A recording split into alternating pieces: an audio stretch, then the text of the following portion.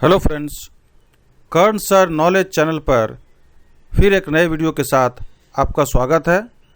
अगर आप इस चैनल पर नए हैं तो चैनल को सब्सक्राइब कीजिए एवं वीडियो को लाइक तथा शेयर कीजिए। इस वीडियो में मैं बात करूंगा ह्यूमन राइट्स के बारे में, ह्यूमन राइट्स से रिलेटेड क्वेश्चंस के बारे में और उससे रिलेटेड कुछ डाउट्स को क्लियर करने की कोशिश करूंगा। तो आइए वीडियो की शुरुआत करते हैं। सबसे पहले जानते हैं कि ह्यूमन राइट्स या मानव अधिकार की परिभाषा क्या है। ह्यूमन राइट्स का परिभाषा ये है, in terms of section 2 of the protection of human rights act 1993, human rights means the rights relating to life, liberty, equality and dignity of the individual guaranteed under the Constitution or embodied in the international covenants and enforceable by courts in India। प्रश्न है, मानव अधिकार संरक्षण अधिनियम 1993 में मानव अधिकारों को किस प्रकार निर्धारित किया गया है। उत्तर है, मानव अधिकार संरक्षण अधिनियम 1993 की धारा 2 के अनुसार मानव अधिकारों का अर्थ है संविधान के अंतर्गत गारंटीड अथवा अंतर्राष्ट्रीय प्रसंविधाओं में सम्मिलित भारत में न्यायालयों द्वारा प्रवर्तनीय जीवन, स्वतंत्रता, समानता तथा व्यक्ति की गरिमा से संबंधित अधिकार। अंतर्राष्ट्रीय प्रसंविधाओं का अर्थ है 16 दिसंबर 1966 को संयुक्त राष्ट्र महासभा द्वारा अंगीकृत सिविल एवं राजनैतिक अधिकारों संबंधी अंतर्राष्ट्रीय प्रसंविधा तथा आर्थिक, सामाजिक एवं सांस्कृतिक अधिकारों संबंधी अंतर्राष्ट्रीय प्रसंविधा। अगला प्रश्न है, अधिनियम के अंतर्गत आयोग को कौन से कार्य सौंपे गए हैं। उसका उत्तर है, आयोग निम्नलिखित सभी कार्य अथवा इनमें से कोई भी कार्य करेगा। पहला है, स्वयं पहल करके अथवा किसी पीड़ित या उनकी ओर से अन्य व्यक्ति द्वारा दी गई याचिका पर इन शिकायतों की जांच करेगा। मानव अधिकारों का हनन अथवा दुरुत्साहित करना अथवा लोक सेवक द्वारा इस प्रकार के हनन की रोकथाम में लापरवाही। दूसरा है, न्यायालय के समक्ष लंबित मानव अधिकारों के हनन के किसी आरोप से संबंधित किसी कार्यवाही में उस न्यायालय की मंजूरी के साथ हस्तक्षेप करना। तीसरा है, राज्य सरकार के नियंत्रणाधीन किसी जेल अथवा किसी अन्य संस्थान जहां लोगों को उपचार, सुधार अथवा संरक्षण के उद्देश्य से कैद अथवा बंद रखा जाता है का वहां के संवासियों के जीवन यापन की दशाओं का अध्ययन करने तथा उनके संबंध में संस्तुतियां करने के लिए राज्य सरकार को सूचित करते हुए दौरा करना। अगला है, मानव अधिकारों के संरक्षण के लिए इसके द्वारा अथवा संविधान के अंतर्गत अथवा कुछ समय के लिए लागू किसी कानून के सुरक्षोपायों की समीक्षा करना। अगला है, उन तथ्यों की समीक्षा करना जिसमें आतंकवादी गतिविधियां शामिल हैं जो मानव अधिकारों के उपयोग को रोकती हैं तथा उचित उपचारी उपायों की संस्तुति करना। मानव अधिकारों से संबंधित संधियां एवं अन्य अंतर्राष्ट्रीय दस्तावेजों का अध्ययन करना तथा उनके प्रभावी कार्यान्वयन हेतु संस्तुतियां करना। अगला है, मानव अधिकारों के क्षेत्र में अनुसंधान कार्य करना तथा उनको बढ़ावा देना। फिर है, समाज के विभिन्न वर्गों के बीच मानव अधिकार शिक्षा का प्रसार करना तथा प्रकाशनों, मीडिया, सेमिनार तथा अन्य उपलब्ध साधनों से इन अधिकारों के संरक्षण हेतु उपलब्ध सुरक्षोपायों की जागरूकता को बढ़ाना। गैर सरकारी संगठनों एवं मानव अधिकार के क्षेत्र में कार्यरत संस्थानों के प्रयास को बढ़ावा देना। मानव अधिकारों के संवर्धन हेतु आवश्यक समझे जाने वाले इसी प्रकार के अन्य कार्य। अगला प्रश्न है, जांच के संबंध में आयोग को कौन सी शक्तियां दी गई हैं?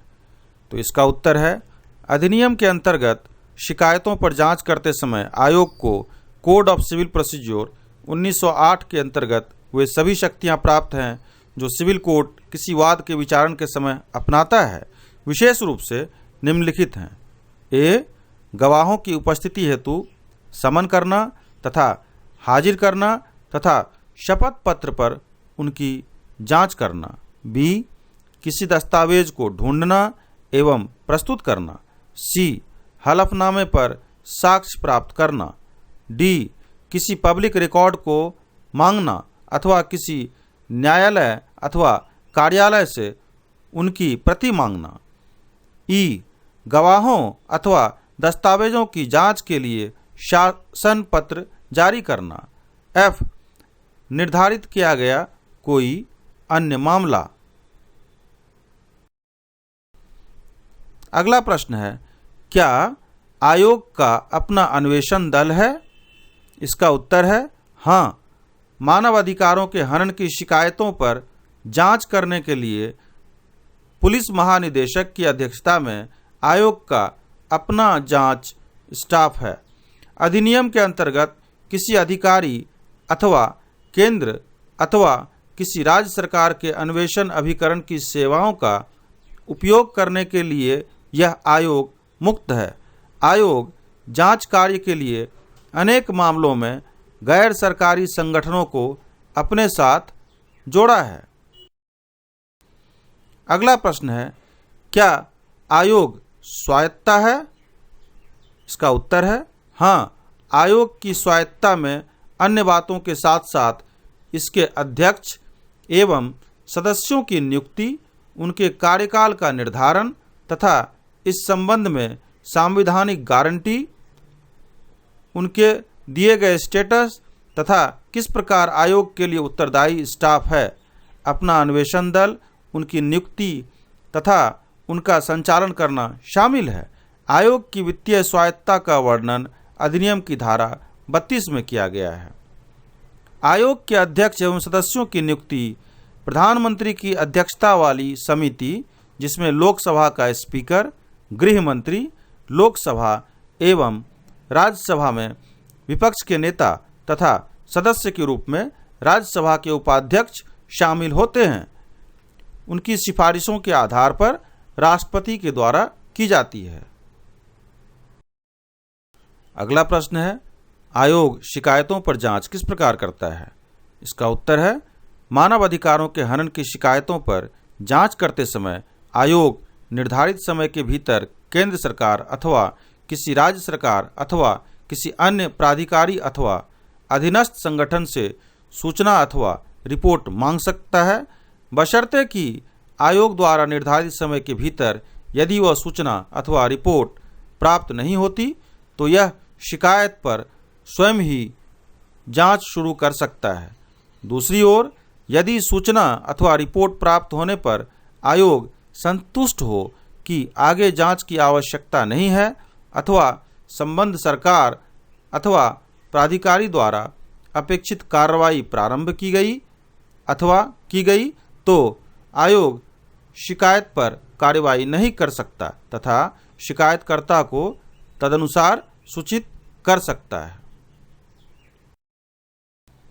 अगला प्रश्न है, जांच के बाद आयोग क्या कदम उठा सकता है? इसका उत्तर है, जांच पूरी होने पर आयोग निम्नलिखित में से कोई भी कदम उठा सकता है। पहला, जहां जांच से मानव अधिकार के हनन होने अथवा लोक सेवक द्वारा मानव अधिकारों के हनन को रोकने में लापरवाही का पता चले, वहां आयोग संबद्ध सरकार अथवा प्राधिकरण को अभियोजन हेतु कार्यवाही प्रारंभ करने अथवा संबद्ध व्यक्तियों के विरुद्ध आयोग जैसा भी ठीक समझे अन्य कार्रवाई करने की संस्तुति कर सकता है। दूसरा है, उच्चतम न्यायालय अथवा संबंधित उच्च न्यायालय से इस प्रकार के निर्देशों, आदेशों अथवा रिट जैसा भी वह न्यायालय आवश्यक समझे के लिए संपर्क कर सकता है। तीसरा है, पीड़ित अथवा उसके परिवार के सदस्यों के लिए जैसा भी आयोग आवश्यक समझे तत्काल अंतिम राहत की स्वीकृति हेतु संबद्ध सरकार अथवा प्राधिकारी के लिए संस्तुतियां कर सकता है। अगला प्रश्न है, सशस्त्र बलों के संबंध में अधिनियम के अंतर्गत क्या प्रक्रिया निर्धारित है? इसका उत्तर है, आयोग स्वप्रेरणा से या किसी अर्जी की प्राप्ति पर केंद्र सरकार से रिपोर्ट मांग सकेगा। रिपोर्ट की प्राप्ति के पश्चात आयोग यथास्थिति शिकायत के बारे में कोई कार्यवाही नहीं करेगा या उस सरकार को अपनी सिफारिशें कर सकेगा। केंद्र सरकार सिफारिशों पर की गई कार्यवाही के बारे में आयोग को 3 मास के भीतर या ऐसे और समय के भीतर जो आयोग अज्ञात करे सूचित करेगी। आयोग केंद्र सरकार से की गई अपनी सिफारिशों तथा ऐसी सिफारिशों पर उस सरकार द्वारा की गई कार्यवाही सहित अपनी रिपोर्ट प्रकाशित करेगा। आयोग प्रकाशित रिपोर्ट की प्रति अर्जीदार या उसके प्रतिनिधि को उपलब्ध कराएगा। प्रश्न है, मानव अधिकार संरक्षण अधिनियम 1993 में मानव अधिकारों को किस प्रकार निर्धारित किया गया है? उत्तर है, मानव अधिकार संरक्षण अधिनियम 1993 की धारा 2 के अनुसार मानव अधिकारों का अर्थ है संविधान के अंतर्गत गारंटीड अथवा अंतर्राष्ट्रीय प्रसंविधाओं में सम्मिलित भारत में न्यायालयों द्वारा प्रवर्तनीय जीवन, स्वतंत्रता, समानता तथा व्यक्ति की गरिमा से संबंधित अधिकार। अंतर्राष्ट्रीय प्रसंविधाओं का अर्थ है 16 दिसंबर 1966 को संयुक्त राष्ट्र महासभा द्वारा अंगीकृत सिविल एवं राजनैतिक। अगला प्रश्न है, आयोग द्वारा किस प्रकार की शिकायतों पर विचार नहीं किया जाता है? इसका उत्तर है, सामान्यतः निम्नलिखित प्रकृति की शिकायतों पर आयोग द्वारा विचार नहीं किया जाता है। ए, शिकायतें दर्ज करवाने से पहले घटना को 1 वर्ष से अधिक समय बीत जाने पर। बी, न्यायाधीन मामलों के संबंध में। सी, जो अस्पष्ट, अनाम तथा छद्म नाम से हों। डी, जो ओछी प्रकृति की हों। ई, जो सेवा मामलों से संबंधित हों। अगला प्रश्न है, प्राधिकरणों, राज्य, केंद्र सरकार के क्या दायित्व हैं जिन्हें आयोग द्वारा रिपोर्ट्स, संस्तुतियां भेजी जाती हैं? इसका उत्तर है, प्राधिकारी, राज्य सरकार, केंद्र सरकार द्वारा आम शिकायतों के संबंध में 1 महीने के भीतर तथा सशस्त्र बलों से संबंधित शिकायतों के विषय में 3 महीने के भीतर आयोग की रिपोर्टों, संस्तुतियों पर अपनी टिप्पणियां, की गई कार्यवाही की सूचना देनी होती है। अगला प्रश्न है, जांच के बाद आयोग क्या कदम उठा सकता है? इसका उत्तर है, जांच पूरी होने पर आयोग निम्नलिखित में से कोई भी कदम उठा सकता है। पहला, जहां जांच से मानव अधिकार के हनन होने अथवा लोक सेवक द्वारा मानव अधिकारों के हनन को रोकने में लापरवाही का पता चले, वहां आयोग संबद्ध सरकार अथवा प्राधिकरण को अभियोजन हेतु कार्यवाही प्रारंभ करने अथवा संबद्ध व्यक्तियों के विरुद्ध आयोग जैसा भी ठीक समझे अन्य कार्रवाई करने की संस्तुति कर सकता है। दूसरा है, उच्चतम न्यायालय अथवा संबंधित उच्च न्यायालय से इस प्रकार के निर्देशों, आदेशों अथवा रिट जैसा भी वह न्यायालय आवश्यक समझे के लिए संपर्क कर सकता है। तीसरा है, पीड़ित अथवा उसके परिवार के सदस्यों के लिए जैसा भी आयोग आवश्यक समझे तत्काल अंतिम राहत की स्वीकृति हेतु। अगला प्रश्न है, आयोग के कार्यों में किस विषय पर फोकस होता है? इसका उत्तर है, शिकायतों पर जांच करना आयोग की एक प्रमुख गतिविधि है। बहुत से उदाहरणों में व्यक्तिगत शिकायतों ने आयोग को मानव अधिकारों के हनन से संबंधित व्यापक विषयों पर कार्य करने तथा संबद्ध प्राधिकारियों को व्यवस्थित सुधार हेतु कार्य करने के लिए सक्षम बनाया है। बहरहाल, आयोग स्वतः संज्ञान से अथवा सभ्य समाज, मीडिया, संबद्ध नागरिकों अथवा विशेषज्ञ परामर्शदाताओं द्वारा इसके संज्ञान में लाए गए मानव अधिकारों के संगत विषयों पर भी सक्रिय रूप में जांच करता है। इसका फोकस समाज के सभी वर्गों, विशेषकर कमजोर वर्ग के मानव अधिकारों के प्रसार को सुदृढ़ करना है। आयोग के सीमा क्षेत्र में सिविल एवं राजनीतिक अधिकारों के साथ साथ आर्थिक, सामाजिक एवं सांस्कृतिक अधिकारों की संपूर्ण श्रृंखला शामिल है। आतंकवाद एवं विद्रोह का सामना कर रहे क्षेत्रों, हिरासतीय मौत, बलात्कार एवं उत्पीड़न, पुलिस सुधार, जेलें तथा अन्य संस्थान जैसे किशोर गृह, मानसिक अस्पताल तथा महिलाओं के लिए आश्रय पर विशेष ध्यान दिया गया है। माताओं एवं बच्चों के कल्याण हेतु गरिमापूर्ण जीवन जीने के लिए अनिवार्य प्राथमिक स्वास्थ्य सुविधाओं को सुनिश्चित करने, मूलभूत आवश्यकताओं जैसे पेयजल, भोजन तथा पोषण तथा कमजोर वर्गों जैसे अनुसूचित जातियों, अनुसूचित जनजातियों के लिए समानता एवं न्याय के मौलिक प्रश्नों तथा उनके विरुद्ध किए जाने वाले अत्याचारों के निवारण को रेखांकित किया है। अशक्तों के अधिकार, लोक सेवकों के लिए पहुंच, जनसंख्या का विस्थापन तथा विशेष रूप से आदिवासियों का मेगा प्रोजेक्ट द्वारा विस्थापन, भोजन का अभाव तथा भुखमरी से मौत के आरोप, बच्चों के अधिकार, उन महिलाओं के अधिकार जिन्हें हिंसा, यौन उत्पीड़न तथा भेदभाव का सामना करना पड़ता है तथा अल्पसंख्यकों के अधिकारों पर उनके अनेक अवसरों पर आयोग का फोकस रहा है। अगला प्रश्न है, आयोग की महत्वपूर्ण पहलें क्या हैं? इसका उत्तर है सिविल स्वतंत्रताएं, कानून की समीक्षा जिसमें आतंकवाद एवं विघटनकारी गतिविधि अधिनियम तथा मसौदा आतंकवाद के क्षेत्रों की रोक विधेयक 2000 शामिल है, उग्रवाद तथा आतंकवाद के क्षेत्रों में मानव अधिकारों का संरक्षण, पुलिस द्वारा गिरफ्तार करने की शक्ति के दुरुपयोग की जांच हेतु दिशा निर्देश, राज्य शहर पुलिस मुख्यालयों में मानव अधिकार प्रकोष्ठ स्थापित करना, हिरासतीय मौतें, बलात्कार तथा उत्पीड़न की रोकथाम हेतु कदम उठाना, उत्पीड़न के विरुद्ध अभिसमय, जिनेवा अभिसमय के लिए अतिरिक्त प्रोटोकॉल के लिए सहमति, देश के लिए शरणार्थी कानून को अंगीकार करने के विषय में चर्चा, पुलिस, जेल तथा कैद करने के अन्य केंद्रों के व्यवस्थित सुधार, जेलों, मानसिक अस्पतालों तथा अन्य समान संस्थाओं का दौरा, मानव अधिकारों से संबंधित कानूनों की समीक्षा, संधियों एवं अंतर्राष्ट्रीय दस्तावेजों का कार्यान्वयन, आर्थिक, सामाजिक एवं सांस्कृतिक अधिकार,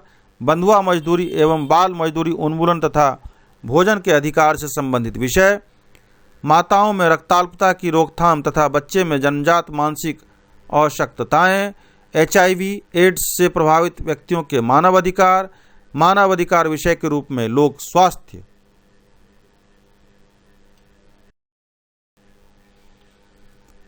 कमजोर वर्ग के अधिकार, महिलाओं एवं बच्चों, अल्पसंख्यकों, अनुसूचित जातियों एवं अनुसूचित जनजातियों के अधिकार, बड़ी परियोजनाओं द्वारा विस्थापित लोग, उड़ीसा में सुपर साइक्लोन तथा गुजरात में भूकंप जैसी बड़ी आपदाओं द्वारा प्रभावित लोग, उच्चतम न्यायालय द्वारा सौंपे गए कार्य के अंतर्गत रांची, आगरा और ग्वालियर के मानसिक अस्पतालों तथा आगरा संरक्षण गृह के कार्यों की मॉनिटरिंग, अवैध व्यापार के विषय में कार्य अनुसंधान, अशक्तों के अधिकारों का संवर्धन एवं संरक्षण, गैर अधिसूचित एवं खानाबदोश जनजातियों के अधिकार, वृंदावन की निराश्रय विधवाओं का कल्याण, सिर पर मैला ढोने का उन्मूलन, शैक्षिक व्यवस्था तथा व्यापक रूप से समाज में मानव अधिकार, शिक्षा एवं जागरूकता का संवर्धन, सशस्त्र बलों एवं पुलिस, लोक प्राधिकारियों, सभ्य समाज तथा छात्रों के लिए मानव अधिकार प्रशिक्षण, मानव अधिकारों से संबंधित विभिन्न विषयों पर प्रसिद्ध शैक्षिक संस्थानों और गैर सरकारी संगठनों के माध्यम से अनुसंधान, वार्षिक रिपोर्ट, मासिक न्यूज़लेटर, वार्षिक जर्नल तथा अनुसंधान अध्ययनों का प्रकाशन, मानव अधिकार विषयों पर गैर सरकारी संगठनों एवं विशेषज्ञों के साथ परामर्श,